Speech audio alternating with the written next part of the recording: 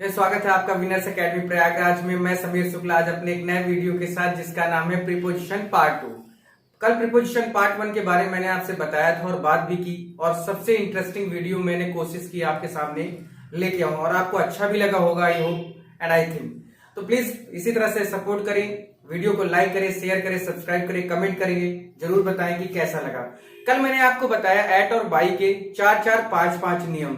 यानी अगर आपको लगता है कि एक रूल आप पढ़ लेते हैं वो इनफ है, तो ऐसा नहीं है। यानी आपको 4-4, 5-5 तरीके भी और जानने हैं। एक नहीं आएगा, दो नहीं आएगा, लेकिन तीसरा तो फंसेगा ही फंसेगा। आज हम लोग बात करने जा रहे हैं यूज ऑफ इन की। यानी हम यहाँ पर बात करेंगे इन के प्रयोग की। यहाँ पर मैं अलग अलग क्यों पढ़ा रहा हूं, जिससे आपको सारी चीजें मिल जाए। तो यूज ऑफ इन में मैंने आपको बताया, यानी इन का जो मतलब हम लोग जानते हैं, वो क्या जानते हैं कि इन का मतलब होता है में। यही जानते हैं ना कि इन का मतलब होता है में। लेकिन ऐसा नहीं होता है, बहुत सारी चीजें आती हैं। और फिर मैं कहता हूं कि प्रीपोजिशन एक ऐसा टॉपिक है जो आपको बताया मैंने कि एनडीए में 10 नंबर केवल प्रीपोजिशन से था। यह प्रीपोजिशन एक ऐसा टॉपिक है जो बहुत परेशान करने वाला टॉपिक है, जल्दी से ये समझ में नहीं आता। तो आपके सामने ये ऑप्शन है, ये अपॉर्चुनिटी है, आप उसका फायदा उठाएं, ठीक है। और वीडियो को जरूर देखें, शेयर भी करें। तो रूल नंबर फर्स्ट कहता है कि इनका प्रयोग में के अंदर का भाव प्रकट करने के लिए होता है। में या के अंदर से क्या मतलब, यानी किसी चीज में या किसी चीज के अंदर। में या के अंदर का भाव यानी किसी चीज में और किसी चीज के अंदर की बात हो रही है। तो जब भाव ऐसा हो कि किसी चीज में और किसी चीज के अंदर का हो, तो वहां पर आप इन का प्रयोग एज अ प्रीपोजिशन आप करेंगे। यानी 4 ऑप्शन आता है, इन, एट, अपॉन, ऐसा कुछ आता है, तो आपको इन का यूज करना है, यानी इन पर टिक करना है। अब एग्जांपल में आप देख सकते हैं, जैसे इन द वर्ल्ड, संसार में, या इस संसार के अंदर तमाम तरह के लोग हैं। रहमान, इस संसार में भांति भांति के लोग, और कुछ तो पता नहीं, आगे आप जोड़ लीजिए, ठीक है। और इन द स्काई, आसमान में या आसमान के अंदर। इन अ स्ट्रीट, रोड पर या रोड में। इन हॉस्पिटल, हॉस्पिटल में या हॉस्पिटल के अंदर। इन द न्यूज़पेपर, वही चीज है। इन अ बुक, वही चीज है। इन विलेज, वही चीज है। और इन द रूम, वही चीज है। यानी जब के अंदर या में का सेंस होगा, then you have to use in as a preposition. You don't need to use other prepositions when the condition belongs it. ठीक है, आगे बढ़ते हैं रूल नंबर 2 की ओर। रूल नंबर 2 कहता है कि इन का प्रयोग भैया परमानेंट एक्शन, परमानेंट एक्शन यानी स्थायी कार्य, जो परमानेंट काम में लगे हैं उनके लिए होता है। तो परमानेंट एक्शन होता क्या है, यानी जैसे सरकारी नौकरी लग जाती है ना, फिर वो परमानेंट हो जाता है। शादी हो जाती है ना, तो वो परमानेंट हो जाता है। यानी जो चीज परमानेंट है वो बदलेगी नहीं, वो क्या होती है, आपके परमानेंट एक्शन यानी स्थायी कार्य में आते हैं। और उसके लिए आपको इन का प्रयोग करना होता है। एग्जाम्पल में जैसे he is in army, he is in army, वो आर्मी में है, परमानेंट है। He is in the navy, वो नेवी में है, ये भी परमानेंट है। He is in the politics, खैर ये तो परमानेंट नहीं होते, जब इनको समझ में आता है तो इधर से उधर पलटी मार लेते हैं। लेकिन क्यों, क्या करें, क्योंकि भाई बुक में है, तो then I have to tell you, इस वजह से मैंने आपको बताया। तो जब परमानेंट एक्शन होते हैं, आर्मी, नेवी, एयर फोर्स, अगर ये सब वर्ड आते हैं, तो इनके पहले आपको इनका यूज करना है, एट वेट का यूज नहीं करना, इनका यूज करना है, ठीक है। उसके बाद रूल नंबर 3 आता है कि इनका प्रयोग बड़े स्थानों के पहले किया जाता है। जो सबसे मोस्ट यू कैन से कि सबसे ज्यादा इसी को आप सुनना ही चाह रहे थे, ये वाला रूल कहाँ गया। तो भैया ये रूल है कि इन का प्रयोग बड़े स्थानों के पहले होता है, और एट का प्रयोग छोटे स्थानों के पहले होता है। खैर बड़े और छोटे में अगर आप अंतर नहीं समझ पाते हैं तो कोई बड़ी बात नहीं, अपने गांव मोहल्ले का नाम आ जाए तो वहां पर आप ऐड का यूज करें। लेकिन जिले की बात हो जाए, किसी बड़े शहर की बात हो जाए, तो आप इनका यूज करो, बहुत उतना है। तो जैसे इनका प्रयोग बड़े स्थानों के पहले किया जाता है, तो ही लिव्स इन इंडिया, तो भैया भारत बहुत बड़ा देश है ना। चाइना को पीछे करने जा रहा है 2028 में, वो भी किस चीज में, जनसंख्या के मामले में। हद है, पीछे भी हो रहा है तो किस चीज में, जनसंख्या के मामले में पीछे हो रहा है। लोग बहुत मेहनती, वॉट, चलिए ऐसा मुंह आया है। तो ही लिव्स इन यूपी या मुंबई। अब देखिए यूपी एक बहुत बड़ा जिला है, प्लस मुंबई एक महानगर है।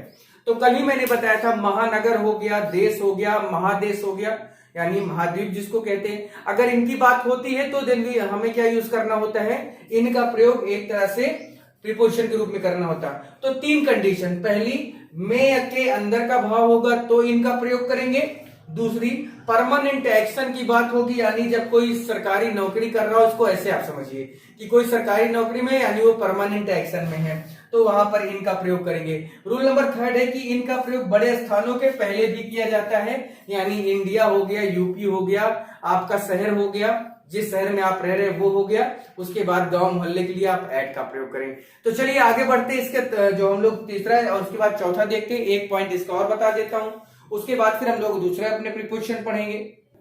रूल नंबर 4 देखते हैं। रूल नंबर 4 कहता है कि इनका प्रयोग period of time expressing words के पहले प्रयोग होता है। Period of time expressing words क्या है, यानी जो अवधि बताते हैं, यानी अवधि या समय सूचक शब्द होते हैं, उन्हीं को पीरियड ऑफ टाइम एक्सप्रेसिंग कहते हैं, अवधि और समय सूचक। ठीक है, यानी एक तरह से हम समय की बात कर रहे हैं। तो अब देखिए, जैसे बात हम यहां करें कि मंथ नेम यानी महीनों के नाम, महीनों के नाम के पहले, तो मंथ नेम में जैसे जनवरी है, मार्च है, तो इन जनवरी, इन मार्च, यही होगा। ठीक है, इन दिसंबर, इन जुलाई, इन अगस्त, इन सितंबर, जो भी। उसके बाद आता है सीजन्स नेम यानी ऋतुओं के नाम। सीजन्स नेम यानी ऋतुओं के नाम की बात होगी। ऋतुओं के नेम की जब बात होगी तो वहां पर भी जैसे समर है, विंटर है, ऑटम है, स्प्रिंग है, तो इन सब के पहले क्या यूज करेंगे हम, इनका ही यूज करेंगे।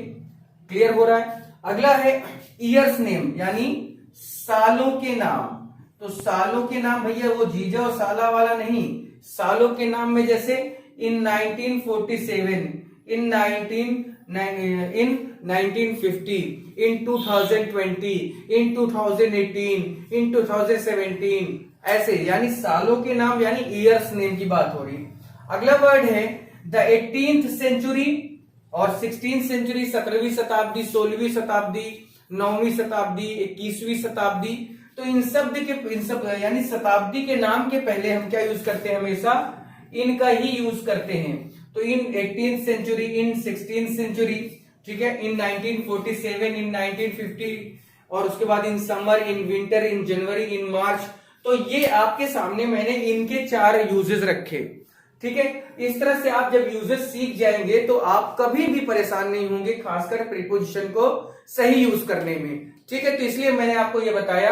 अब हम लोग आगे देखते हैं ऑफ का प्रयोग। ओ एफ का जो प्रयोग है, ऑफ का प्रयोग है, या और भी जितने भी हैं उनमें से एक और देखते हैं हम लोग कि उसका कैसा यूज होता है। आगे बढ़ते हैं तो थोड़ा सा देखते हैं क्या है इसमें। ठीक है, इसलिए वीडियो को पहले आप पूरा देखना, उसके बाद शेयर जरूर करना। हाँ, चलिए अगला यूज है हम लोग का फ्रॉम। फ्रॉम का मतलब आप जानते होंगे कि फ्रॉम मतलब से होता है, विथ, बाय, फ्रॉम, इन तीनों का मतलब से होता है। लेकिन आपने देखा कि बाय का केवल से नहीं होता या बाय का केवल द्वारा नहीं होता। कल मैंने आपको उसके 4 यूजेस बताए।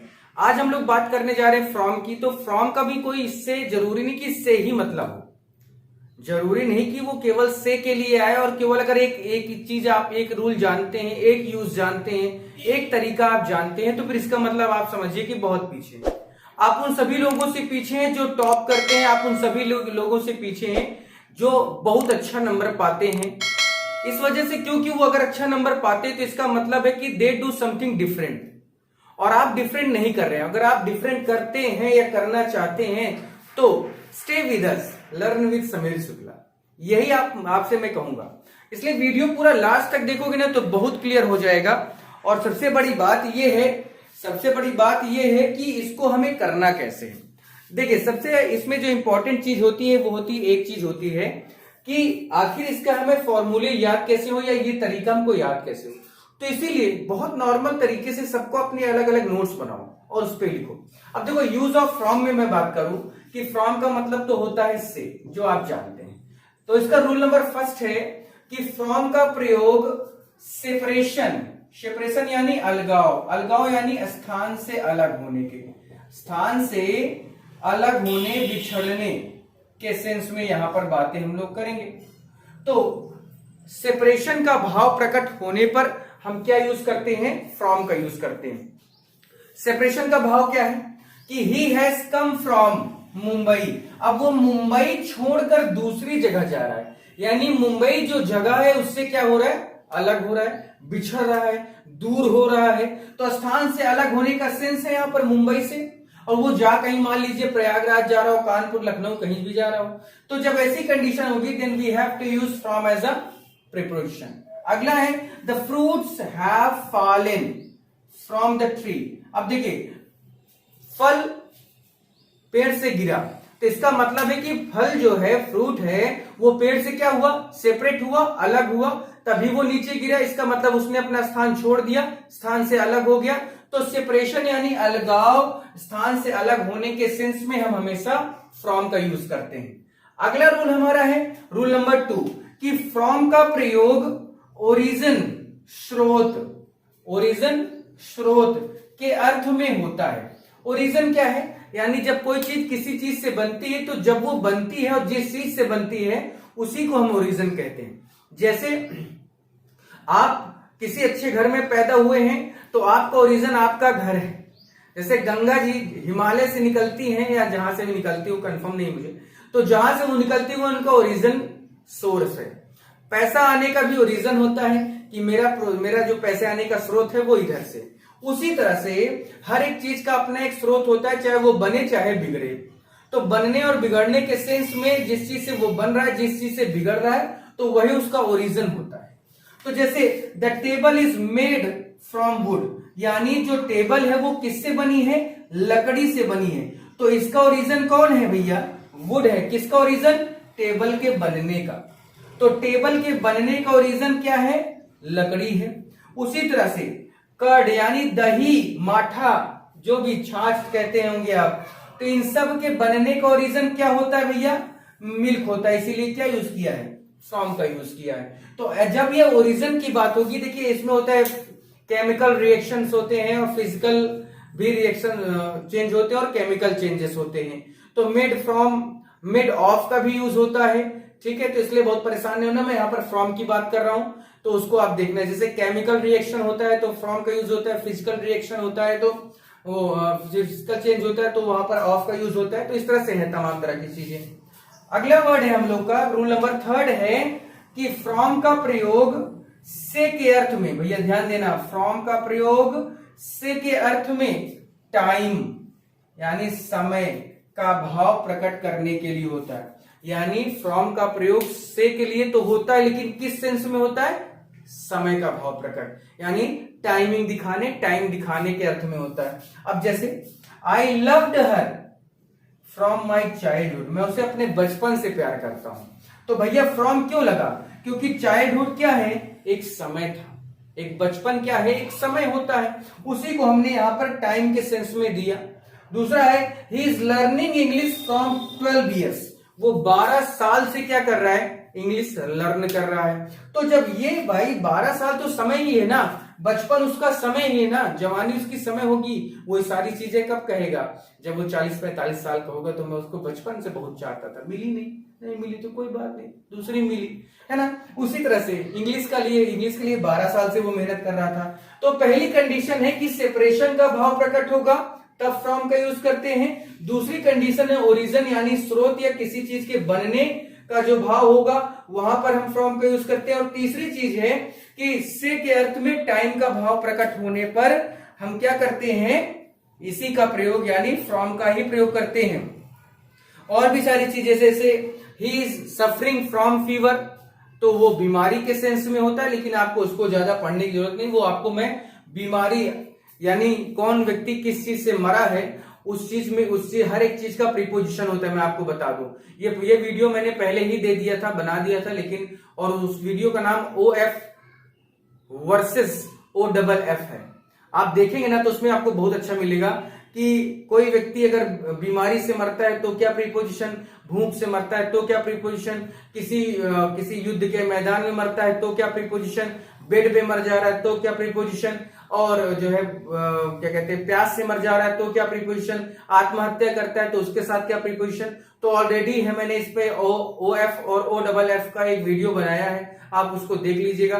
बाकी सिंटेक्स में मैं उसको भी पढ़ा दूंगा, ओ एफ के यूज में यानी यूज ऑफ उसमें मैं आपको इसको बता दूंगा, तो आपको ये क्लियर हो जाएगा। ठीक है, तो इसलिए परेशान नहीं होना। तो आज मैंने आपसे बातें की, दो आपको मैंने प्रीपोजिशन बताए।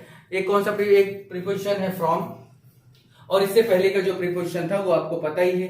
तो देखिए यहां पर बात हम लोग इस चीज की करने जा रहे हैं आज कि इसको और कैसे क्लियर किया जा सकता है।